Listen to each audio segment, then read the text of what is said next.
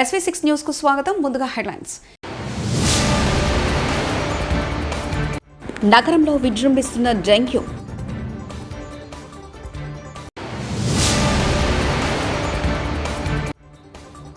Revanth Reddy blackmail రాజకీయాలకు పాల్పడుతున్నారు. హరీష్ రావు.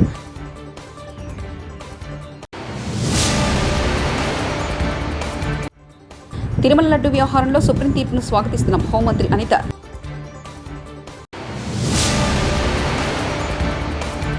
విద్యుత్ దీపకాంతుల్లో కనకదుర్గమ్మ ఆలయం దగదగలు. డ్రోన్ దృశ్యాలు.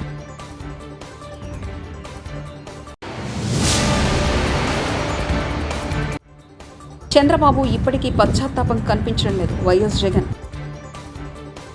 నగర వాతావరణంలో ఏర్పడుతున్న మార్పులు, ప్రత్యేకించి ఈశాన్య రుతుపవన ప్రభావిత వర్షాలు ప్రారంభమవుతున్న సమయంలో డెంగ్యూ, చికెన్ గున్యా జ్వరాలు వ్యాపిస్తున్నాయి. ప్రస్తుతం జలుబు, దగ్గు, జ్వరాలతో బాధపడుతూ రోజు 5,000 మందికి పైగా నగరవాసులు ప్రభుత్వ, ప్రైవేట్ ఆసుపత్రుల్లో చికిత్స తీసుకుంటున్నారు. మొదట తేలికపాటి జ్వరంతో బాధపడుతున్న వీరిని 3 రోజుల పాటు ఆరోగ్య పరిస్థితిని పరిశీలించిన మీదట జ్వరం తగ్గకపోతే వైద్య పరీక్షలు చేస్తున్నారు. అందులోనూ డెంగ్యూ లేదా చికెన్ గున్యా జ్వరం వచ్చినట్లు నిర్ధారణ చేస్తున్నారు. రాష్ట్రంలో ఈశాన్య రుతుపవన ప్రభావిత వర్షాలు కురవనున్న నేపథ్యంలో శుక్రవారం ఉత్తర బంగాళాఖాతంలో అల్పపీడనం ఏర్పడనున్నట్లు భారత వాతావరణ కేంద్రం అధికారులు ప్రకటించారు. రాష్ట్రంలో నైరుతి రుతుపవనాలు క్రమంగా బలహీనపడుతున్నప్పటికీ రాష్ట్రంలో పలుచోట్ల వర్షాలు కురుస్తున్నాయి. కొన్ని జిల్లాల్లో ఉష్ణోగ్రతలు ఎక్కువగా నమోదవుతున్నాయి. ఈ నేపథ్యంలో రాష్ట్రంలో ఈశాన్య రుతుపవన ప్రభావిత వర్షాలు ఈ నెల మొదటి వారం నుంచి ప్రారంభం కానున్నాయి.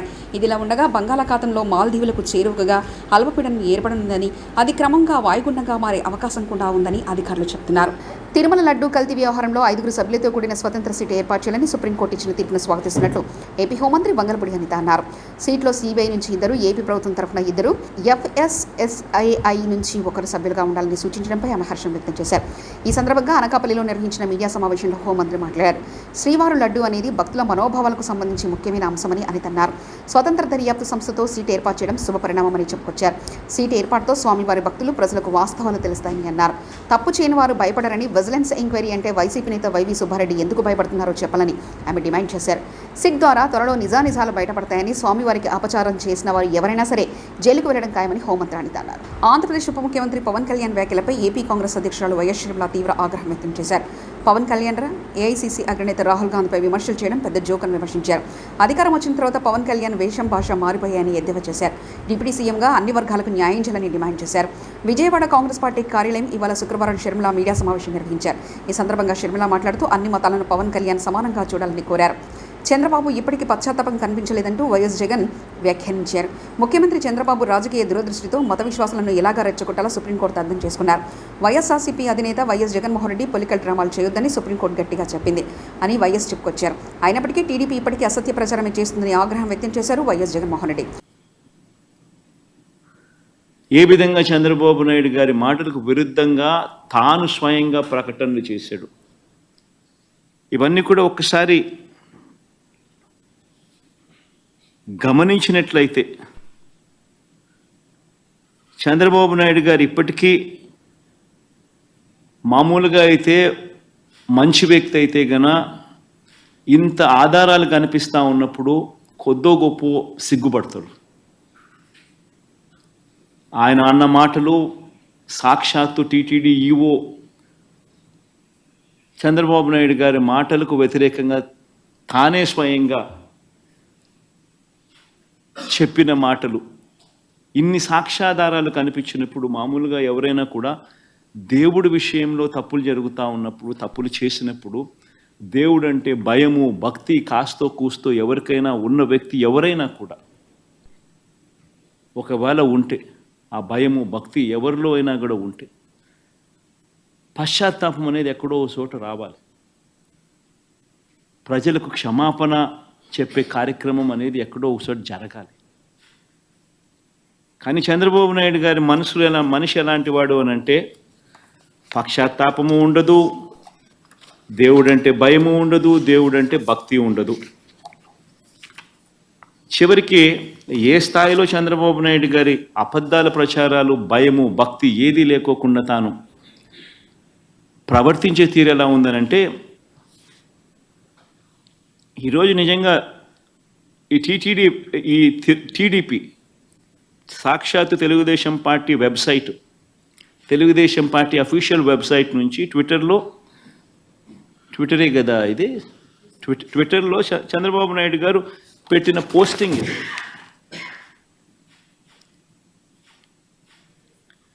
అంటే పశ్చాత్తాపం అనేది ఎక్కడైనా కానీ కనీసం దేవుడి విషయంలో తప్పు చేసినప్పుడు, తప్పు జరిగింది అని తెలిసినప్పుడు, ఇంత ఎబ్బెట్టుగా కనిపిస్తూ ఉన్నప్పుడు ఎక్కడో ఒకచోట దేవునికి క్షమాపణ చెప్పి దేవుడు అంటే భయము భక్తి ఉండాల్సింది పోయి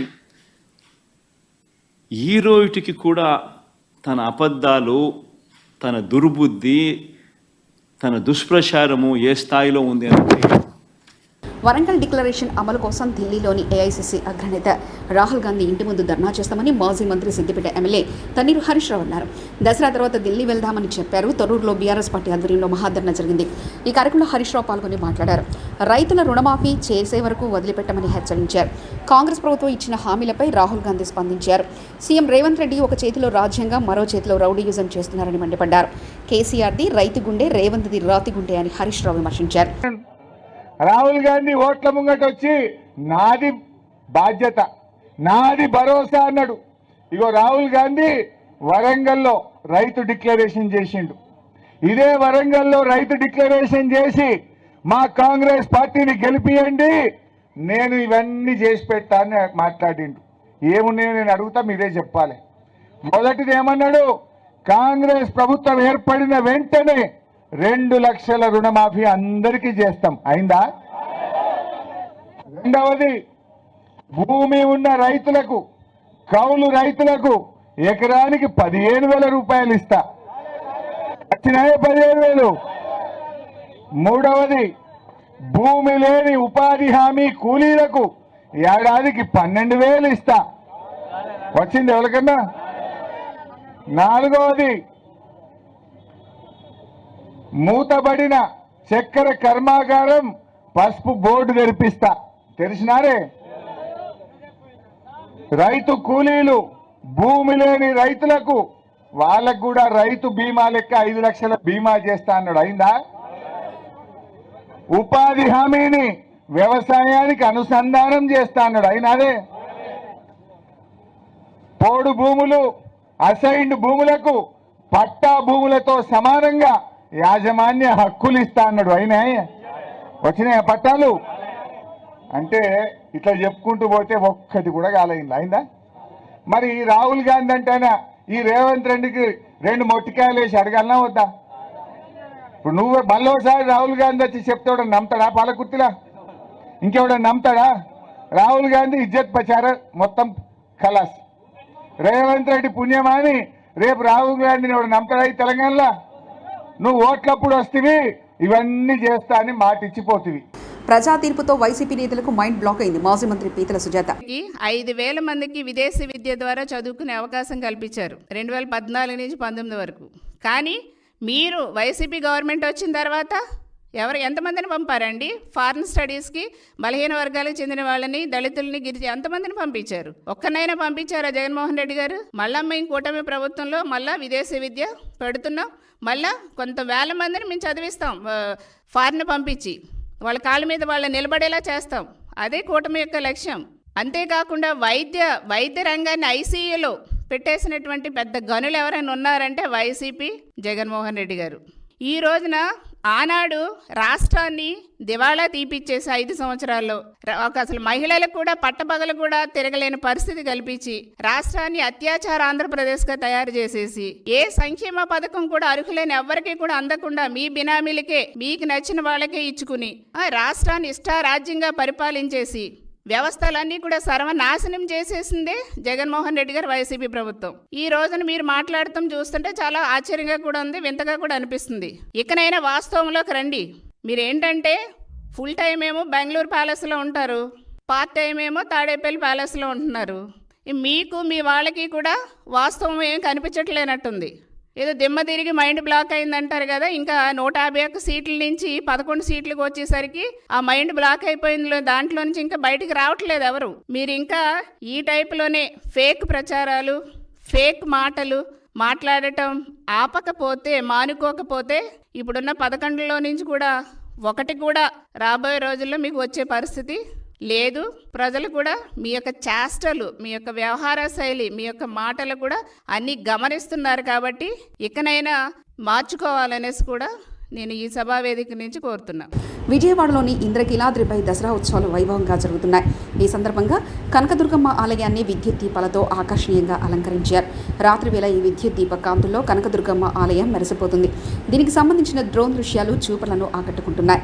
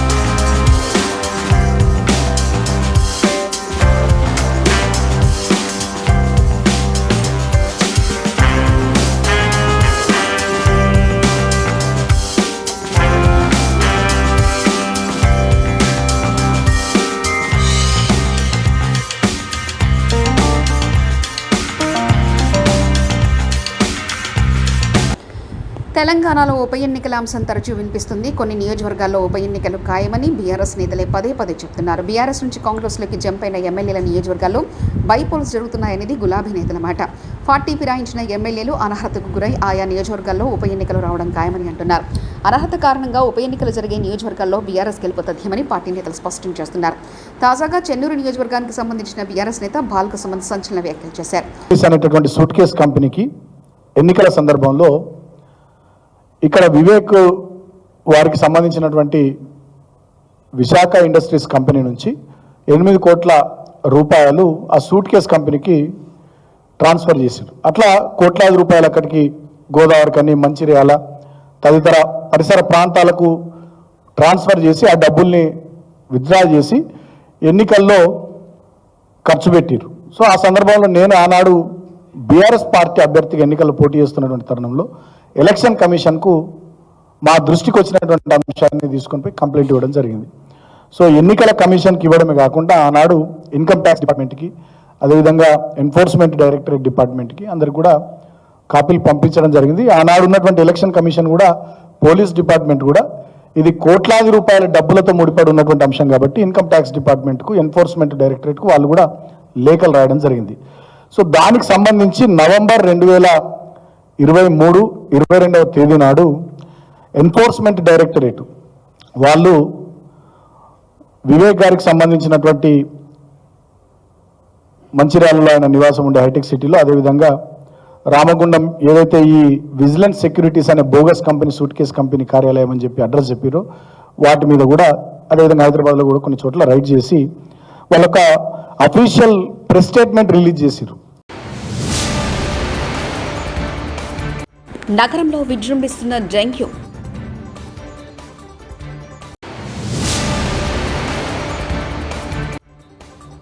రేవంత్ రెడ్డి బ్లాక్ మెయిల్ రాజకీయాలకు పాల్పడుతున్నారు. హరీష్ రావు.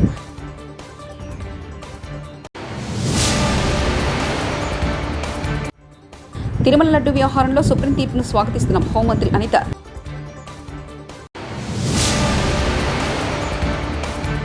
విద్యుత్ దీపకాంతుల్లో కనకదుర్గమ్మ ఆలయం దగదగలు. డ్రోన్ దృశ్యాలు.